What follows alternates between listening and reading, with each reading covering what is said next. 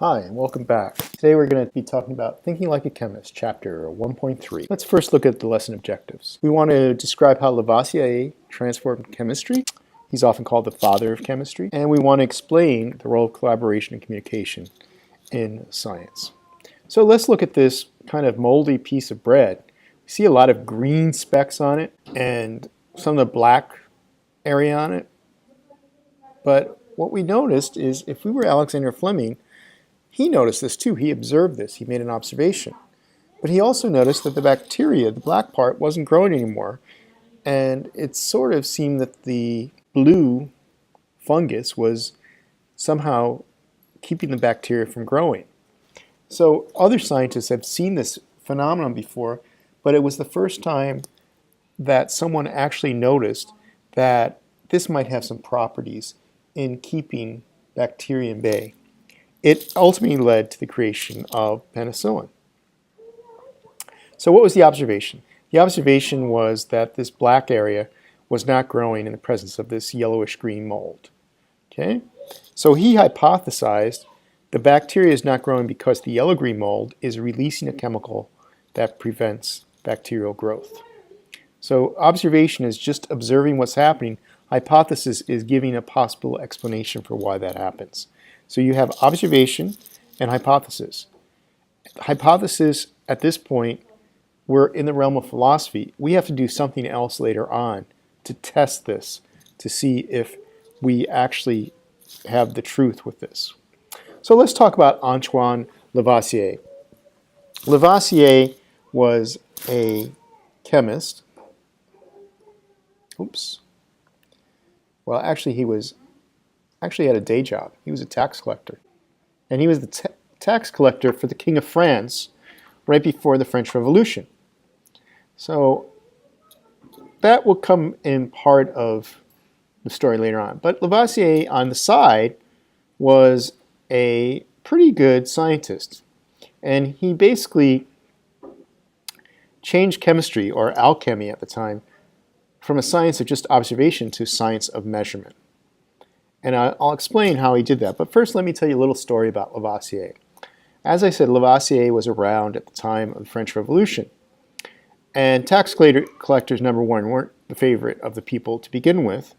Secondly, Lavoisier could not put up with anyone that was not thorough and scientifically inclined. So one day, this person who liked to hypothesize all the time said, I think that Lavoisier guy is pretty smart. I want to work for him. So he went over to his house, knocked on the door, and Lavoisier, he says, I want to be your apprentice. And so Lavoisier asked him a couple questions. The guy absolutely knew nothing about what Lavoisier already knew. So he says, come back when you've learned something. This got the guy really, really upset. So he went to the people who were involved with the French Revolution, not the royalists, the people that were chopping people's heads off. So this Lavoisier guy, he's a tax collector, and he's no good. So they went, arrested Lavoisier, and eventually guillotined his head off. He was only in his 30s. Imagine all the things that could have been done if Lavoisier had survived. Now, Lavoisier really did leave a legacy of many things, but this gives you the idea that chemistry is not alone. It is part of the history that's going around us. Scientists work on projects that are allowed by the government of the country they live in. Some scientists have to leave their country because they're being persecuted for other reasons. So science is not just by itself. It's influenced by all the other things you learn in school. So let's look at observations. Okay, science was observations. So we just talked about, for instance, we talked about the bread with the mold growing on it. Let's look at some observations. What's some observations that Lavoisier made? Well, Lavoisier was interested in the masses of different elements. Now, what really made Lavoisier important is, at the time, they really didn't know what caused things to burn. They just thought there was some sort of substance in the air that was required for things to burn, which was true, but Lavoisier noticed that whenever he burned something, a lot of times the mass of that something increased. And so he said this has to do something with it. So he observed increases in mass. So increases in mass when something's burned. Okay? Now, actually, if we think of mass, mass is a measurement. So he measured mass.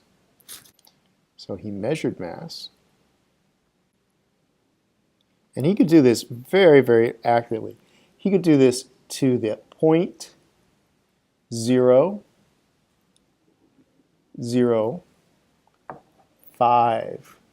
Oh, one more zero. So 0.000, so 3 zeros, 5 grams. So he could tell a little bit of difference. So that was really what he was doing. Up here, you could say that, you know, when something burned, you required eventually flame went out. So something was being used up, okay? And other people describe that as some sort of mysterious substance called phlogiston. Well, he figured that it was either nitrogen or oxygen that was doing that because he had already discovered those two things. So by measuring the mass, he could show that there was something reacting with the substance that was being burned. And that was going to be oxygen. So this was going to lead us eventually to the idea of the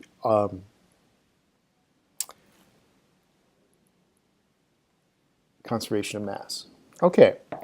Scientific inquiry is planned and deliberate investigation of the natural world. So you have a hypothesis. You first have some observation. You have hypothesis. Now you have to design experiments. So what are you going to do first? Let's look at the steps that we want to look at first. All right? So we can look at this. All right. What would you do first? Okay, let's think about it.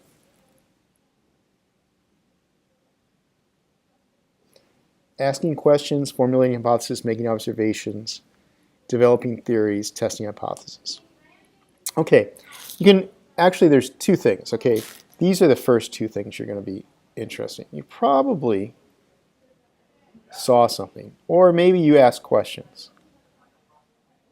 So you might, I would say, I probably would do observe something, and then I might have some questions about it. Okay, then I might say, well, the reason that occurs is that they have hypotheses that are forming. Okay, and then I'm going to test these hypotheses, and eventually we'll just look at a theory. Okay, so we basically see something, we ask some questions about it, we then kind of basically have to form a hypothesis of what's happening. We test it, and then there we go. So we have making the observations first, then we ask some questions about it, we formulate the hypothesis, and we test the hypothesis, then have a theory. That's basically the steps of the scientific method. What is another word for testing hypothesis? Anybody know? That would be experiment. So experiment would be the next step. Experiment is going to be the fifth step. The fourth step. Okay, now when we experiment, we have different sorts of variables. We have what's called the independent variable and independent variable. The independent variable is the thing that is being manipulated. Okay? And sometimes it's called the manipulative variable. And the dependent variable is often called the responding variable.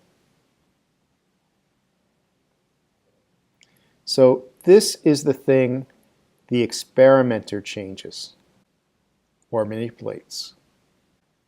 And this is what then responds to that change. Okay, so for instance, if we want to see how much sunlight influences the growth of a plant, we could have a plant and keep one plant in a closet. Another plant we would bring out for 5 hours every day and then put in a closet. And maybe a third plant we would keep outside the whole time. So what we're changing is the amount of sunlight the plant gets on a daily basis. So that would be the independent variable. What we're measuring, okay, so the responding is the one we measure, would be how much the plant grew. So that's what a dependent or responding variable is. It's going to be something you can measure. So if we go back to Lavoisier, there we can see science is becoming a measuring system, a measuring science. So if I wanted to find out how something affects something else, the dependent variable would be, and the independent variable would be. Okay, so let's think about that. What would you put there? I gave you one example. So, for instance, what I would say is if I wanted to find out how the amount of sunlight affects the growth of a plant, the dependent variable would be the growth of the plant, and the independent variable would be the amount of sunlight. Okay? So another thing we want to talk about is models. Okay? Models are something that represents an object or an event. Okay? They could be physical, mathematical, or conceptual. So sometimes we use math to show it. We use computer to show it. We use a concept. We know things like airplanes are really big. If we wanted to look at an airplane, we might design a smaller model. An atom is very small, so we might make something bigger to see it. We might use math to explain how an electron goes around a nucleus. What's some advantages of models? Okay, they probably cost less than having a huge airplane to look at and study. We can actually use a model. They're probably easier to manipulate. You can move them around much more easily than if they're very small or very large. You can control the model without outside influences, only the things you want to do with it. It's easy to repeat the trial. If it's smaller than something that's big, you can do it more frequently. If it's larger in hand size, you can do more things than if it's really small. And you can see it. If it's too small, you can't see it. Collaboration. Why is collaboration important in science? Collaboration, we have to work together to solve problems because everybody has different ideas. Now, there's benefits and there's problems with it. Okay, so let's look at some of the advantages and disadvantages. One is you share ideas. You have somebody to talk to. You can share resources. You might have one piece of equipment and other scientists might have another piece of equipment. You can share work. Some person can do part of it, another person can do the other, and then you bring it together. And you can share your knowledge and background. You may have slightly different knowledge bases and different backgrounds. You bring that to the table. The disadvantages, of course, is one person may be working harder than the other. People may not give you credit, or that you might not give them credit, and you might not get along with the other person. So that's some disadvantages of not working with someone else. But usually the advantages far outweigh the disadvantages. The other thing that's important with scientists is that they're able to communicate with one another and with the public. They have to take their scientific speak and be able to translate it into something the public can understand. And they also have to talk at a level with other scientists and be able to communicate with them about what they're doing and why they're doing it. Okay, so the last thing I really just want to go over one last thing and talk about theories and, one last thing I want to talk about is theories and laws. And this is often an area of confusion. A theory comes about after many experiments, okay? And it's been verified. A law could be mathematical explanation, or a long, long period of time been disproved. So in other words, they're related, but they're different, okay? A theory comes about after you do an experiment. It's been repeated. It seems to work most all the time, and we pretty much say that the theory is now accepted, okay? So it's well-tested explanation for a hypothesis.